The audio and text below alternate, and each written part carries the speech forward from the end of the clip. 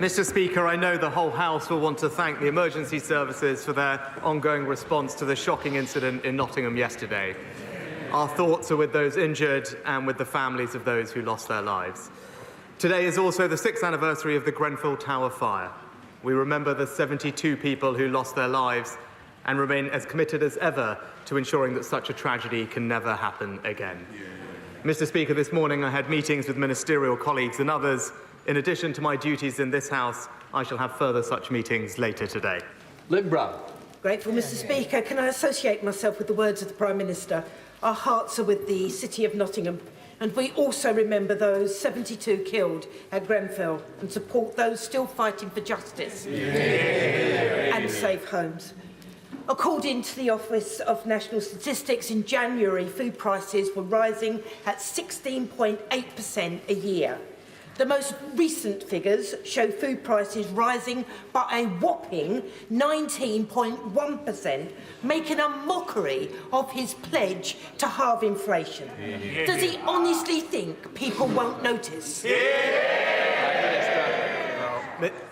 Mr. Speaker, of course, I acknowledge that the cost of living is rising for families, and that's why my first priority at the beginning of the year is to halve inflation. I'm pleased to say that inflation is now falling, and in the latest set of estimates, we remain on track to do so. With regard to food prices, we're not alone in experiencing high food price inflation like many other countries in Europe. That's why the Chancellor has already spoken to the CMA, who are looking at the grocery industry, and we continue to support families with the cost of living, notably by paying half of their energy bills.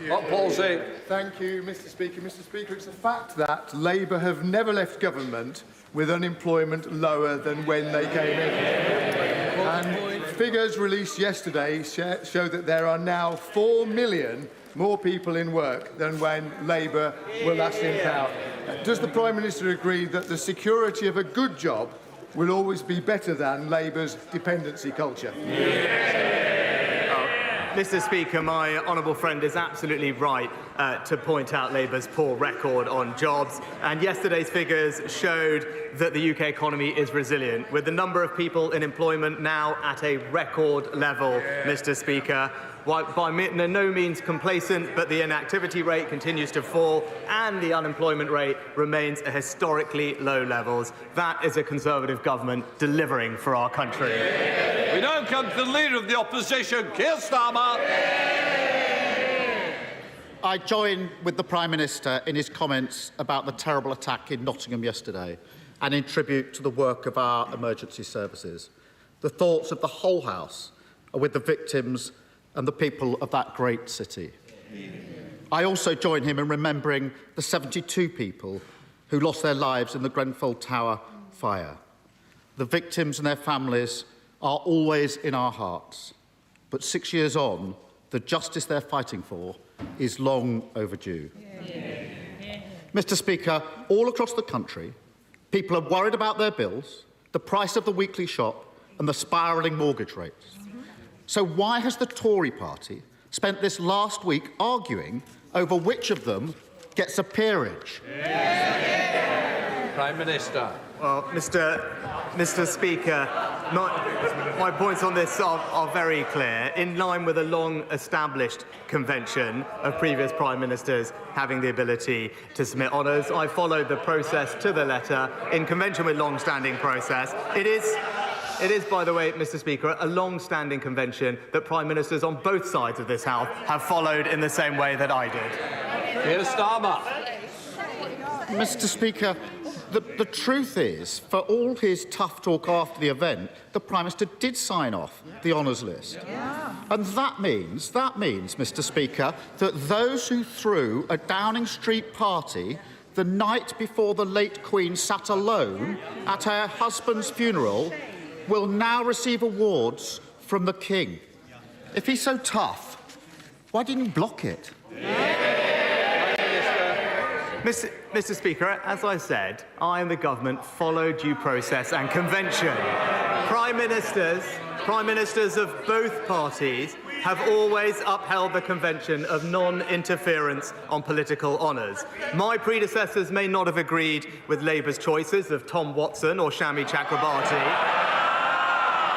but the But the same precedent, Mr. Speaker, the same precedent stood then as it does now. And I'd expect a knight like him to understand that.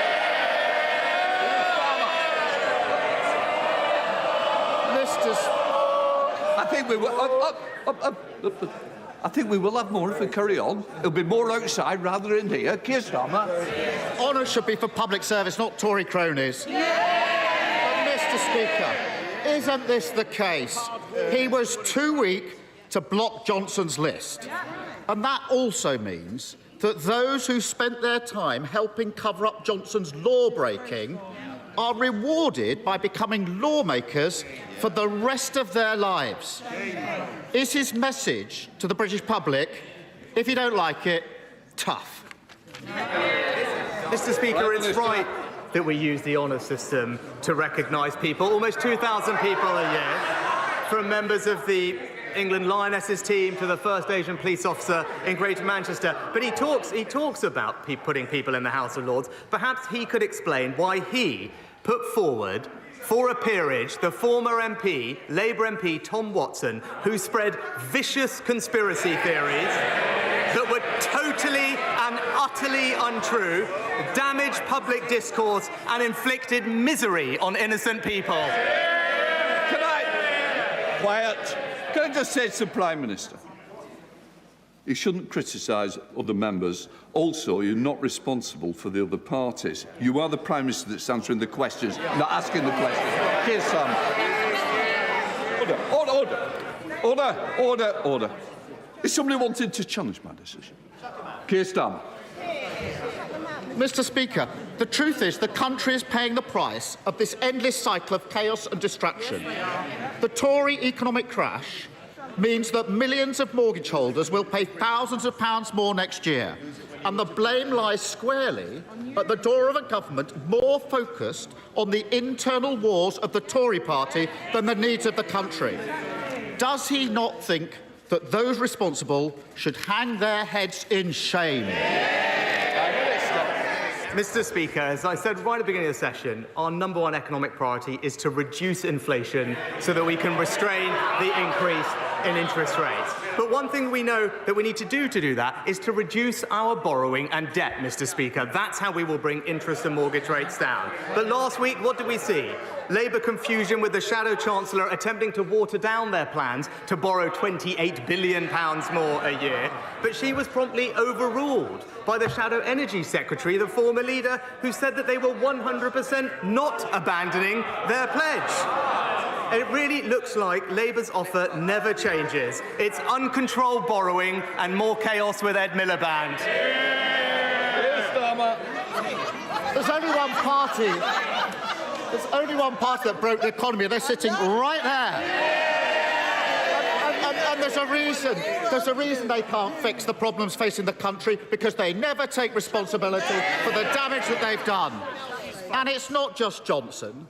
The Prime Minister's immediate predecessor is hoping to reward those who made her reign such a rip-roaring success. On her honours list are the masterminds of that kamikaze budget, the economic extremists of the Institute of Economic Affairs, those whose disastrous ideas crashed the economy and left the country to pick up the pieces. Will the Prime Minister block that honours list, or will he buckle to her as well? Mr. Speaker, if you want disastrous economic ideas, all you have to do is Labour's economic policy on energy. I mean, it's an energy policy that seeks to ban all new British oil and gas drilling, Mr. Speaker, jeopardising 200,000 jobs and our energy security at a time of international conflict. Despots like Putin are the only people who will welcome such a policy. His predecessor once said that he wanted British jobs for British workers. His policy is British jobs for Russian workers. Keir Starmer. Mr. Speaker, if he spent as much time focused on the economy, the NHS and the asylum system as he does haggling with his predecessors about who gets honours, the country would be in a far better state. But once again, he's lost control, and once again, it's working people paying the price. And if he disagrees with that, Why not put it to the test? End the boasting, the excuses, the Tory chaos. See if he can finally find somebody, anybody, anywhere to vote for him and call a general election now. Mr. Speaker, he talked about asylum. Just this week, it was the Labour Party that voted against plans to tackle illegal migration. Just this week, it was the Labour Party that voted against plans to tackle disruptive protesters by their funding eco-zealots, Mr. Speaker. But we're getting on and delivering for the country. We're delivering record employment and the fastest wage growth in years, Mr. Speaker. It's clear only the Conservatives are going to deliver for the people of Britain. Mr. Speaker, crime is down significantly and falling. Police officer numbers are at an all-time high, but the police funding formula remains elderly and out of date and penalises counties like my own of Hampshire to the tune of many millions of pounds. Previous administrations have made the commitment that a new police funding formula would be in place by the general election. Can I invite the Prime Minister to make the same commitment, please? Prime Minister. Well, Mr. Speaker, recognise that the current police funding formula no longer accurately reflects demands on policing, and that is why the review is carefully considering local factors for each police force. Our priority is to deliver a robust, future-proof funding formula, but it is important that we take the time to get that right, and I know that the Home Office will continue to keep the House updated on our progress. We now come to the Leader of the SNP, Stephen Flynn.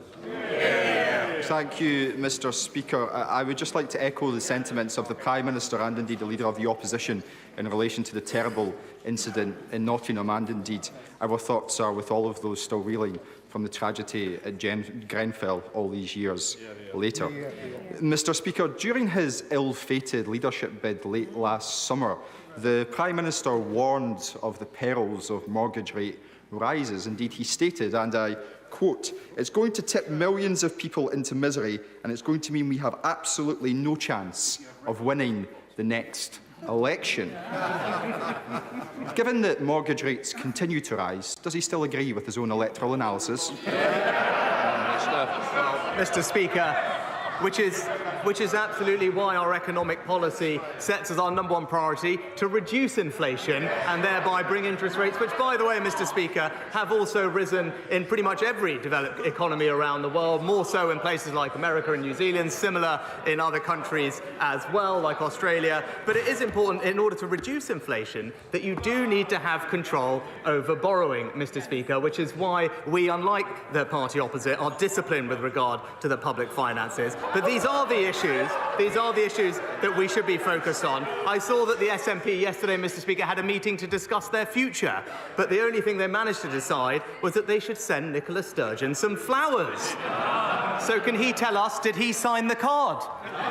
Stephen Flynn. Mr. Speaker, respectfully, I think the Prime Minister needs to grow up. There is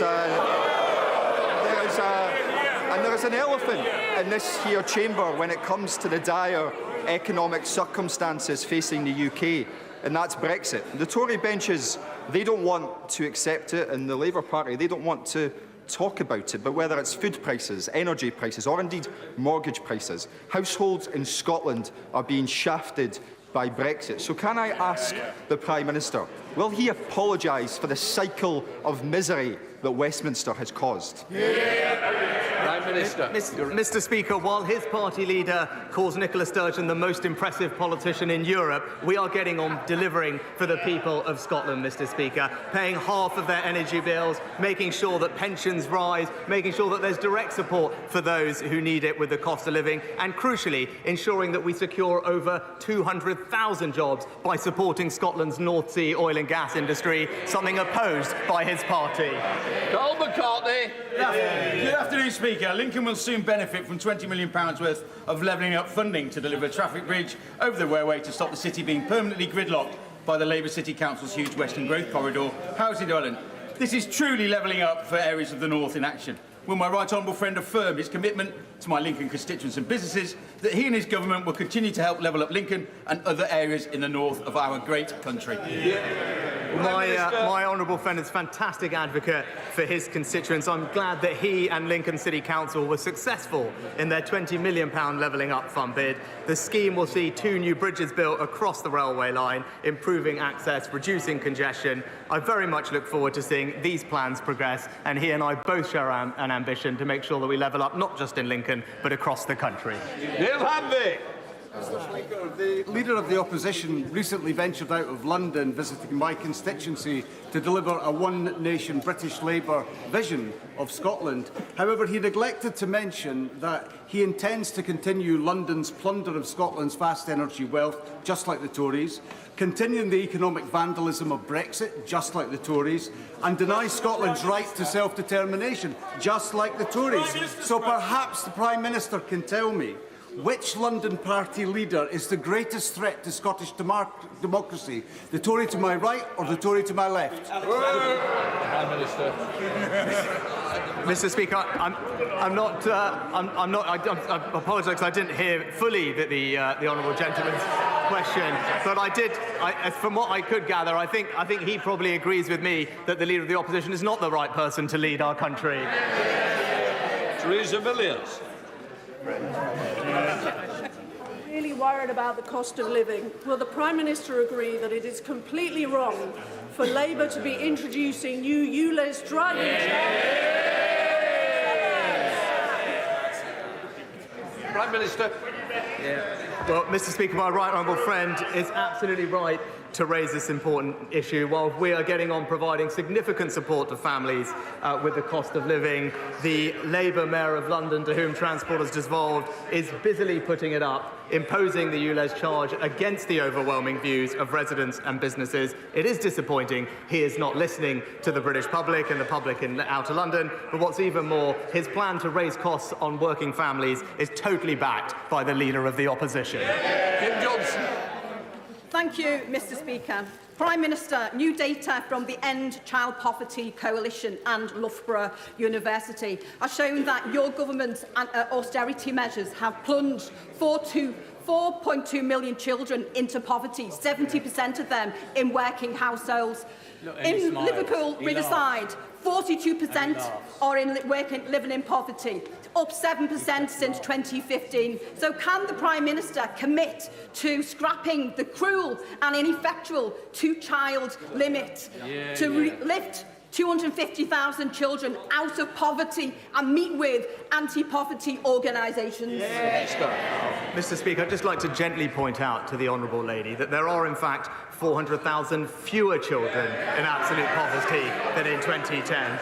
And we also know, Mr. Speaker, that work is the best route out of poverty for families.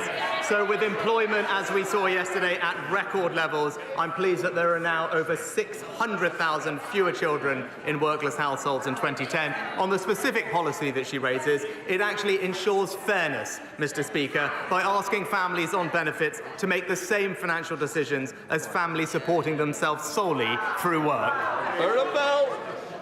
Thank you, Mr. Speaker. Mr. Speaker, earlier this week, the all-party group on coalfield communities published our report into next steps in levelling up the former coalfield communities, which I know the Prime Minister has received a copy of in his inbox.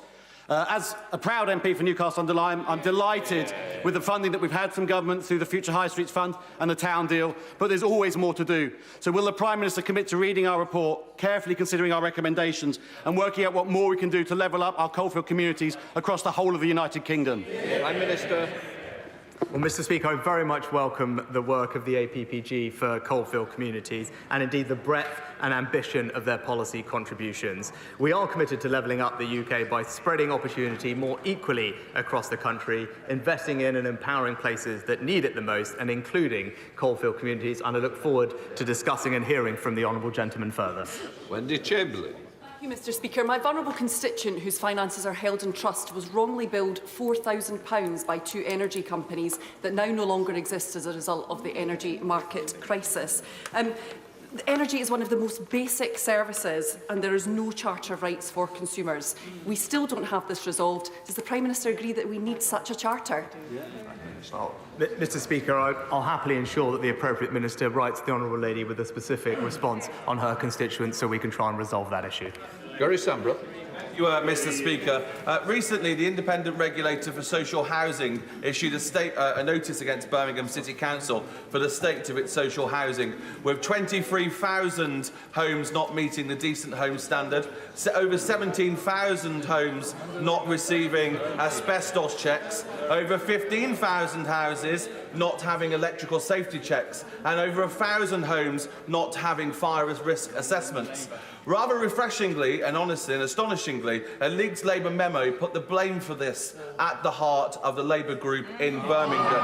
And so, does the Prime Minister agree with me, Mr. Speaker, that it's time that we have serious intervention in Birmingham to make sure that people can have decent homes to live in?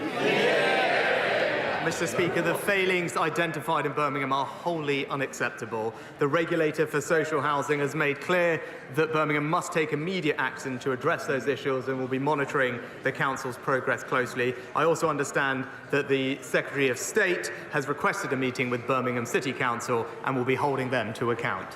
Fabian Hamilton.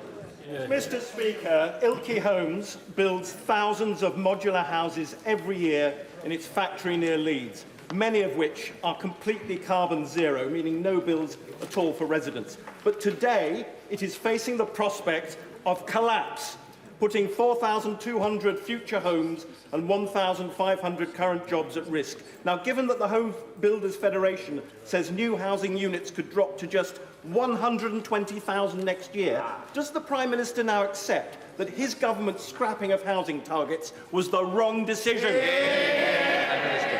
Well, Mr. Speaker, it wouldn't be right for me to comment on the circumstances of any individual company, but what I can say is I make absolutely no apology for respecting what local communities want in their local areas. Whilst the party opposite may want to ride roughshod over the views of local communities and impose top-down housing targets and carpet over the Greenbelt, that is not something that this government will do. Robert Court. Thank you, Mr. Speaker. As we speak, the Royal Air Force is operating the Hercules farewell flypast over all parts of the UK. For over 107 years, my constituents of 47 Squadron have defended our country, including over 50 operating the legendary Hercules. Now, as the squadron stands down, would my right honourable friend join the whole House in paying tribute to this remarkable record of service of this amazing squadron? They're all men and women who have made their country proud. Well, Mr. Speaker, I join my honourable friend in paying tribute to 47 Squadron. Their association with the Hercules now stretches for 45 years. And although their vital work at the heart of defence has often been unheralded, the squadron has served with professionalism and distinction throughout. I think the whole House will join me in saying that the personnel and crews can be rightly proud, and they have our full thanks. Mr. Speaker, my constituent Sarah has been let down by this government. Her elderly father, a veteran living with cancer, has developed serious heart problem. His next appointment is scheduled for November. In the cost of living crisis, my constituent paid for private care, as he cannot wait 5 months for an appointment. He has now been diagnosed with heart failure. This is the reality of Tory Britain. Elderly and sick people neglected and turned away. The Conservatives have broken the NHS and they've broken Britain. The British public deserves so much better. Only the Labour Party can deliver this. So when will the Prime Minister call a general election? Well, Mr. Speaker, I am very sorry to hear about, I believe it was Sarah's father, and I hope he has a speedy and gets all the treatment that he needs. With regard to the NHS, Mr. Speaker, we're investing record sums in the NHS, but also with more doctors, more nurses, more diagnostic scans to identify cancers earlier, and with elective surgical hubs to get the wait lists down. We're starting to see progress, having practically eliminated those waiting 18 months, but there is more work to do, Mr. Speaker, and I'm pleased that the NHS is fully supporting our plan and getting on with delivering it for people. Hello, Colburn. Thank you very much, Mr. Speaker. Can I thank the Prime Minister and the Health Secretary for the recent announcement that the Epsom and St Helier NHS Trust can proceed with plans to improve and upgrade St Helier and build a brand new hospital in Sutton. Now, the NHS Trust is really ready to go. They're further along than other trusts in that cohort. So can the Prime Minister assure me that when the Trust is ready to go, the Treasury and the Government will be ready to give the green light to them as well? Prime Minister. Well, can I thank my honourable friend for all his campaigning and focus on this issue for his constituents. We remain committed to the new hospital scheme for the Epsom and St Helier University Hospitals Trust. It will deliver brand new state-of-the-art facilities as part of our new hospital programme. I know the department are working closely with the Trust to make sure that we can progress works as soon as possible and expect the new hospital to be delivered by 2030. Mr. Virendra Sharma. Thank you, Mr. Speaker. Throughout the war in Ukraine, the largest mobile operator, Q-Star, has kept its services operating at 93% and is investing millions in Ukraine's recovery. Will the Prime Minister, therefore, use next week's Ukraine Recovery Conference to bring together governments and the businesses to invest in Ukraine's telecoms recovery and ensure the people of Ukraine are kept connected with their loved ones throughout the war? Prime Minister. Can I thank my honourable friend for the very thoughtful and powerful question. He's absolutely right about the aim of next week's Ukraine Recovery Conference Summit, which we're very proud to be hosting. And indeed, the theme of that summit is how to bring in private capital to help rebuild Ukraine after this devastating war. And I join him in paying tribute to all those companies who, in the face of the onslaught that they are seeing, are providing essential services for the people of Ukraine. They deserve our absolute admiration and support. Sally Ann Hart. Mr. Speaker, last week we acknowledged and celebrate carers, of which there are thousands across beautiful Hastings and Rye. Would the Prime Minister join me in thanking them all for their priceless value and congratulate Hastings Voluntary Action and the Isabel Blackman Centre in receiving local care for the Carers Awards for their support of unpaid carers in our communities, and the outstanding CQC-rated Radfield Home Care in Hastings, which recently won a national award? Prime Minister. Well, I join my honourable friend in congratulating carers in her constituency for all their awards. I'm also incredibly proud of our health and care staff across the country and recognise their extraordinary commitment. And I'd also like to pay tribute to unpaid carers and young carers for all that they are doing in Hastings and across our nation. Johnson. Thank you very much, Mr. Speaker. Funding to bring desperately needed inpatient mental health beds to Bedford is sitting in the bank account of our local mental health trust, not to be touched because of this government's ridiculous capital spending limits. So will the Prime Minister will meet with East London Foundation Trust, apply some common sense and find a way to release the cash to get this mental health unit built so my constituents don't have to travel miles to access services? Prime Minister. Mr. Speaker, we are investing record sums in NHS capital, and particularly I can tell the honourable member that we're putting more money into mental health services and taking more action than any previous government. At the heart of the NHS long-term plan is the largest expansion of mental health services in a generation. I'll ensure that the appropriate minister writes to him with an update on the conversations between his trust and their local capital plans. Henry Smith. Thank you, Mr. Speaker. What assessment has the Prime Minister made of the Eurozone being in recession and the UK economy experiencing growth? Prime Minister. Mr. Speaker, as we've seen recently, it's not just the OBR, but the OECD, the Bank of England and the IMF who have all upgraded the growth forecast for the UK economy. You know, whilst the party opposite may want to talk it down, it's the Conservatives that are delivering.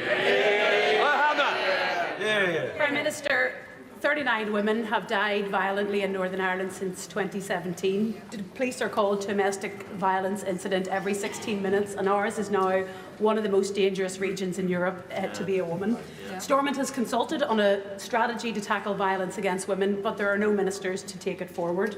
The outstanding Women's Aid Federation learned last month that their core funding is being taken away. In the demoralising absence of a government, will the Prime Minister work with me and others to ensure that strategy is enacted and funded so that we can tackle the cultures and behaviours that are having such devastating impacts on women in Northern Ireland? Well, Mr. Speaker, I join with the Honourable Lady in saying that it's absolutely right that we do everything to stamp out violence against women and girls. That's why the government passed the landmark Domestic Abuse Act, set up a 24/7 victim line and quadruple funding for victim support. She's also right to highlight, though, that the people of Northern Ireland are not getting the local government that they need and deserve. And I want to see that as much as she does, and I'll continue to work hard to bring that about. Philip Davis. Mr. Speaker. One of the socialist landmines the Prime Minister has inherited from the former member for Uxbridge and South Ruislip. I'm sure the Prime Minister remembers him. He's the one who said that we should be more conservative. If only he'd had a majority of 80 and been Prime Minister, he might have been able to do something about it.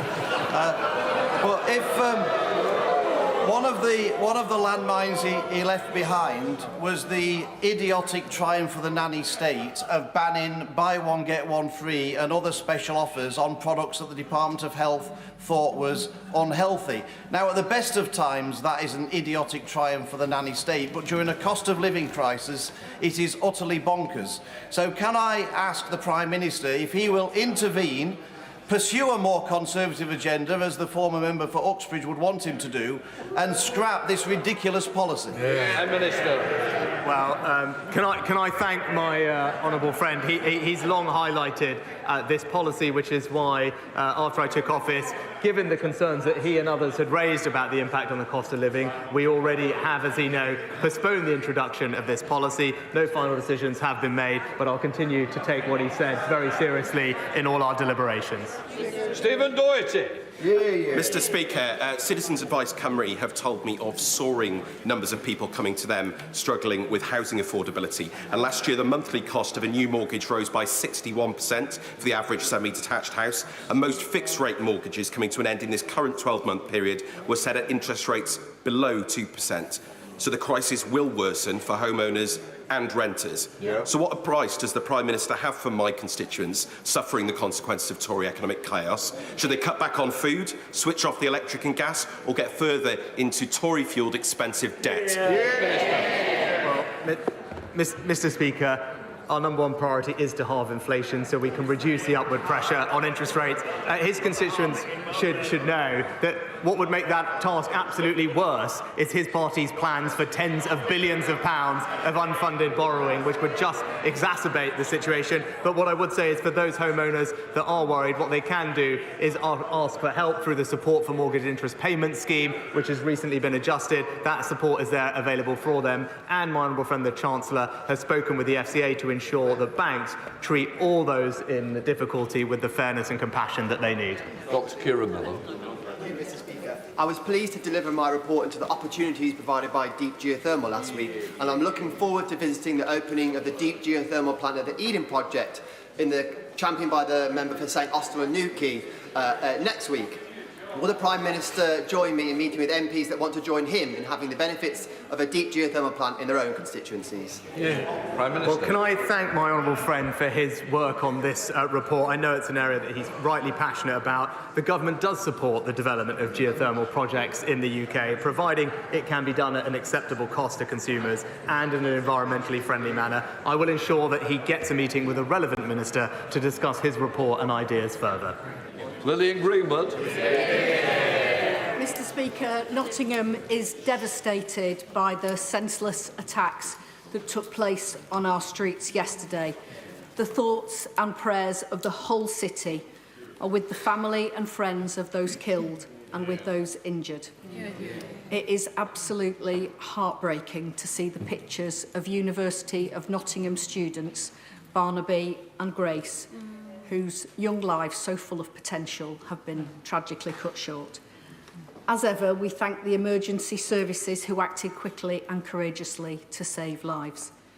Will the Prime Minister ensure that his government provides the police, the universities and others in our city with everything that they need to support our constituents following these horrendous events. Minister.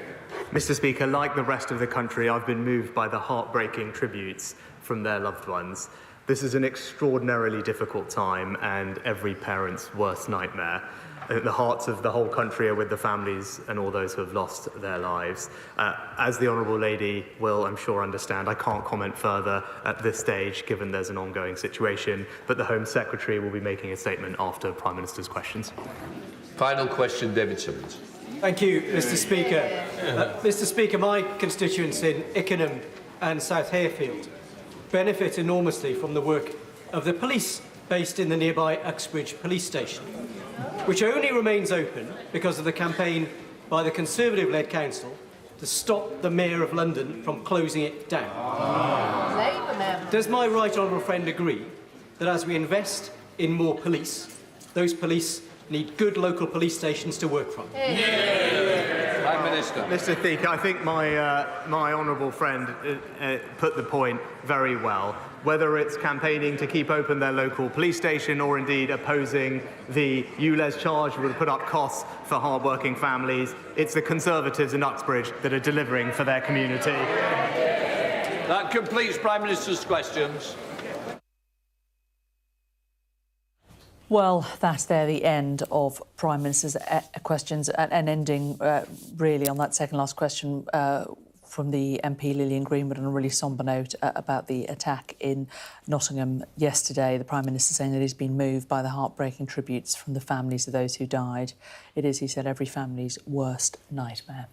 But preceding that, a great deal about the politics of the day. Let's discuss what we've just heard now. And I'm joined here in the studio by our Deputy Political Editor, Sam Coates. Sam, what did you make of the exchanges between Keir Starmer and the Prime Minister? As expected, much made of the row about peerages, cost of living once again raising its head. That's right. I kind of felt we were stuck in this pattern that we've been in for some time. Keir Starmer basically started by asking why, given mortgage rates are so high. Sam, we're going to cross back because the Home Secretary is making a statement. Nottinghamshire Police have confirmed that a 31-year-old man has been arrested on suspicion of murder after 3 people were killed in Nottingham city centre early on Tuesday morning. The same individual is suspected of stealing a van and then running over another 3 people who are now being treated for their injuries, one of whom remains in critical condition. We know that a knife has been used in these attacks, and 2 of the victims were students at Nottingham University. The 3rd victim was the owner of the van that police suspect was stolen and used to run down those pedestrians. I know that the whole House will join me in expressing our sorrow and that our thoughts and prayers are with the victims' families, friends and all those affected. All of us extend the hand of friendship to the people of Nottingham. I'm, of course, being kept fully informed by law enforcement on the ground and receiving regular updates. Mr. Speaker, the House will appreciate the critical importance of following due process at all times. It's completely natural to seek answers immediately when something terrible happens, but it's also vital that those answers are wholly accurate. Speculating out loud is never helpful and runs the risk of being counterproductive. The police have asked for patience while the inquiries continue, Mr. Speaker. I can tell the House that the police are working flat out to establish the full facts and provide support to everyone affected. They are currently keeping an open mind as to the motives behind these attacks, but I can confirm Nottinghamshire Police are being assisted in their inquiries by counter-terror police, though this does not mean that it is currently being treated as a terrorist attack. I'm grateful to all our emergency services for being on the scene and dealing in a professional manner with a deeply distressing situation. We all owe them a huge debt of gratitude. At awful moments like this, Mr. Speaker, it is vital that we come together as a country, and I have no doubt that we will. The City of Nottingham and all its people are at the forefront of all our minds, and every resource of the state is at their disposal, and I commend the statement to the House. We now come to the Shadow Home Secretary, Yvette Cooper. Thank you, Mr. Speaker. Can I thank the Home Secretary for her statement, for advance sight of it, and join with her and with the whole House in expressing our deep sorrow and shock at this truly awful attack. The families of those who have been killed have expressed their tributes to their lost loved ones, and so I join them in paying tribute to Barnaby Webber and Grace Kumar, two young, talented students who had hugely promising futures ahead of them. We've seen the tributes from their heartbroken families and also from the local and national sports clubs that they played for. We pay tribute to Ian Coates, a school caretaker. We've also seen the tributes from his family and the school he worked for, who said he always went the extra mile for them. And our condolences, thoughts and prayers go to their families, their loved ones, their friends and colleagues. And our thoughts and best wishes too go to the 3 other people who have been injured in this same terrible attack, and to their families who will be so deeply distressed at what has happened, worrying for their loved ones. And we stand in solidarity with the people of Nottingham and the University of Nottingham, where the 2 young people were studying, all so shocked and devastated at what has happened, but also so determined to come together in the face of tragedy. People who gathered in vigil last night, the sober words and tributes from the council leader, from local MPs, local faith and community leaders, and everyone particularly will join in thanks to the emergency services who have had to respond to this awful attack, saving lives and keeping people safe. As the Home Secretary has said, an individual has been arrested, and this is still a major ongoing investigation, and it is not appropriate for us to speculate or say anything that would interfere in that investigation. But can I welcome the involvement of counter-terror police at an early stage of this investigation that does nothing to preempt any conclusion about the potential motive behind this attack, but I have raised in the past the importance of having CT police expertise involved at an early stage while motives and circumstances are investigated, rather than being brought in at a much later stage once relevant material has been gathered. So can the Home Secretary confirm this is a sensible approach for the expertise and assistance of the counter-terror police to be drawn on at an early stage, even before any conclusion has been reached? And can she tell us if she's been given any timetable for updates on this issue? She'll know there are also wider concerns about the need for properly coordinated and appropriate sensitive support for the victims of major incidents, including terror attacks. So can she set out what support is available for the families and friends of those affected and for the services and people in Nottingham?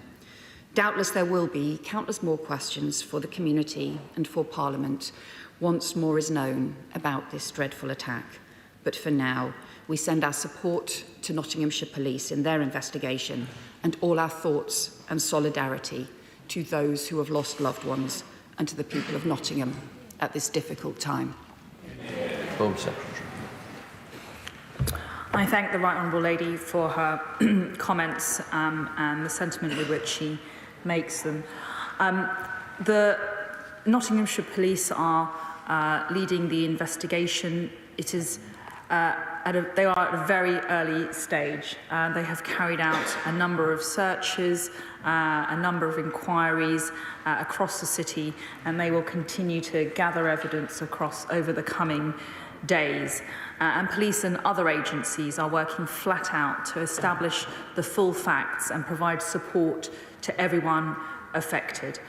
As I said, and I'll reiterate, the police have asked for time and space and patience while those inquiries continue. I'm being kept regularly updated by the police and agencies on the ground.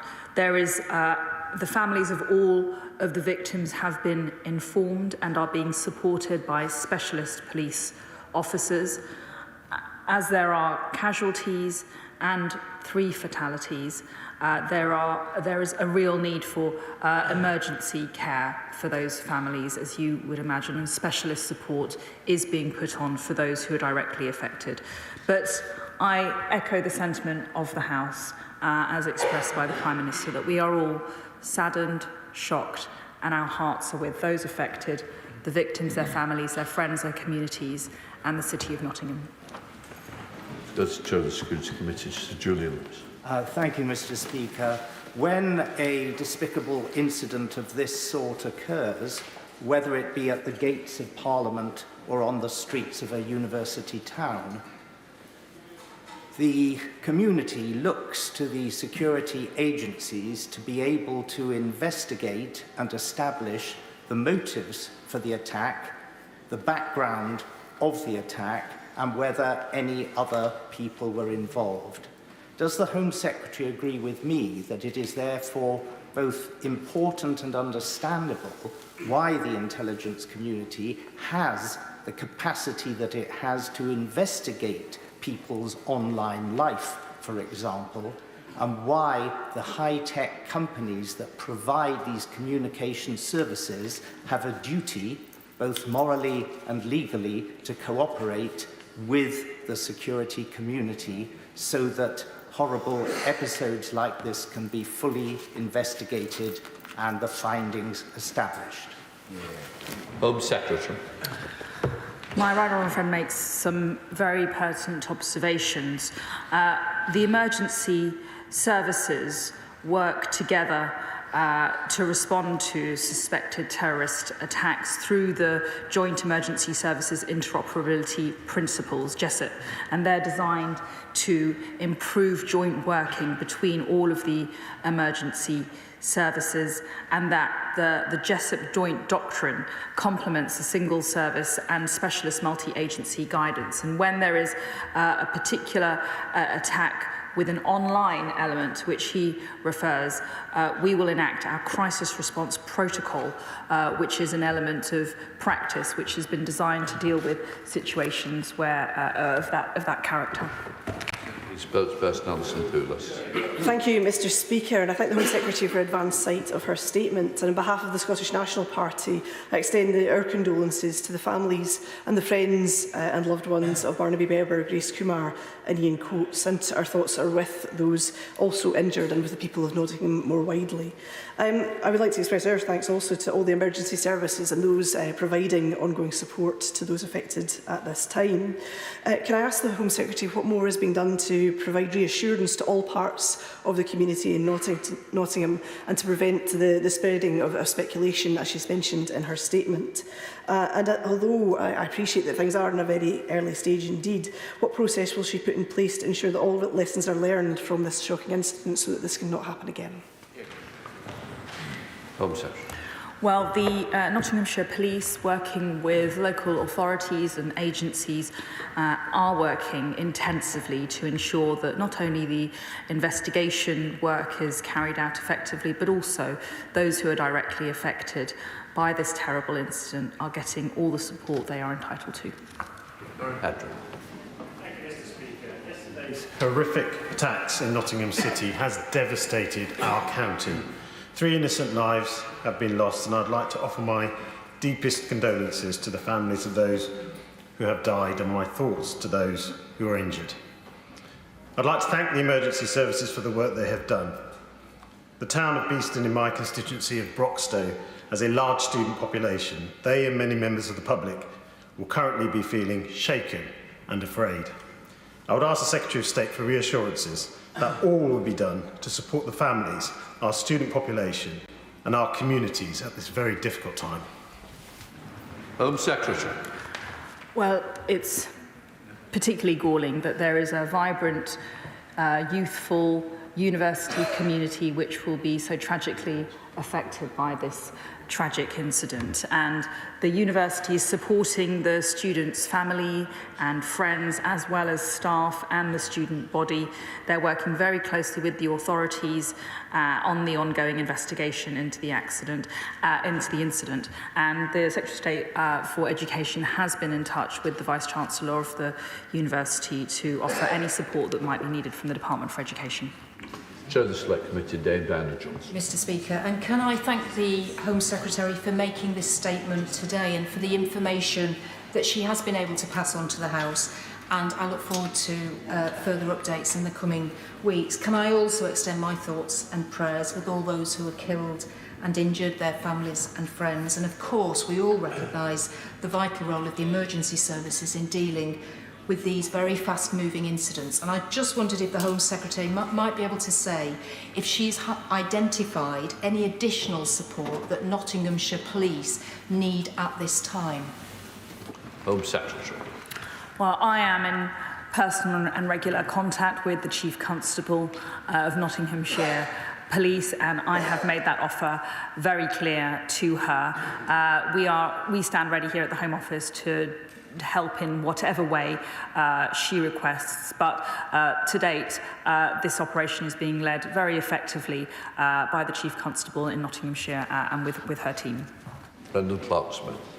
Thank you, Mr Speaker. As a proud Nottinghammian, I have to say it's been a very difficult couple of days for us all, and particularly for those who represent people in the areas affected. But would the Home Secretary join me in praising the emergency services for the work they have done, for reacting so quickly, and not just the whole community of Nottingham, but particularly our students, our universities, and joining with us as a House to do everything that we can to support them going forwards.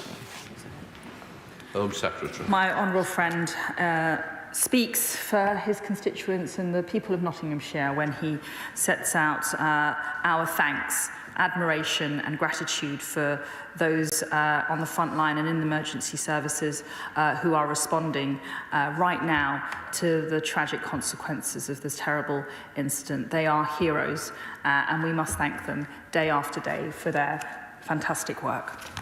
Nadia Whitt. Thank you, Mr Speaker. I'd like to send my deepest condolences to the families and friends of the victims of yesterday's attacks and to wish a full recovery to those injured.